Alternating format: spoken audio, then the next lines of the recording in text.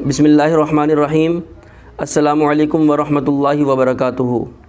سوال: بعض لوگ ربیع الاول کو عید میلاد النبی مناتے ہیں جس کو وہ شرعاً صحیح سمجھتے ہیں۔ اس دن یہ لوگ بڑے بڑے کیک بناتے ہیں اور اس پر ہیپی برتھ ڈے محمد صلی اللہ علیہ وسلم لکھتے ہیں۔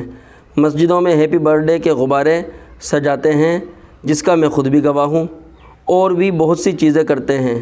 ان کی شرعی حیثیت کیا ہے؟ جواب: رسول اللہ صلی اللہ علیہ وسلم کا یوم ولادت عید کے طور پہ منانا قرآن و حدیث سے ثابت نہیں، اس لیے علماء حق اسے بدعت قرار دیتے ہیں۔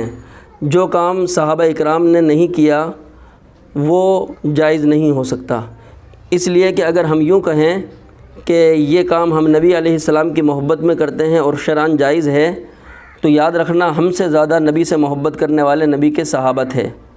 نبی کی بیویاں ازواج مطہرات تھی۔ نبی علیہ السلام کے بعد صحابہ 100 سال تک زندہ رہے۔ آخری صحابی 110 ہجری میں ان کا انتقال ہوا، ابو طفیل جن کی کنیت تھی۔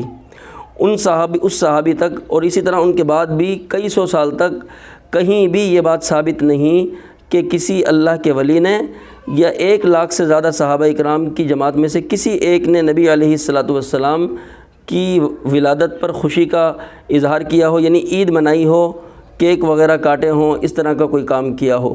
اور یہ بات یقینی ہے، ہر کوئی تسلیم کرنے والا ہے کہ ہم سے زیادہ نبی کے پکے عاشق صحابہ اکرام اور تابعین تبع تابعین تھے۔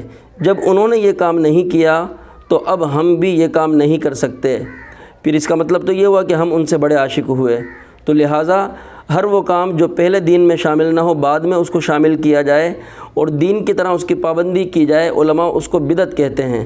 تو لہٰذا عید منانا یعنی عید میلاد النبی منانا، اس کو بھی اہل حق علماء نے بدعت کہا ہے۔ اسلام میں صرف 2 عیدیں منائی جاتی ہیں، ایک عید الفطر، دوسری عید الاضحیٰ۔ اب اگر عید میلاد النبی کو بھی عید کہا جائے تو پھر یہ اپنی طرف سے دین میں ایک نئی بات کو شامل کرنا ہوگا جس کو بدعت کہا جائے گا۔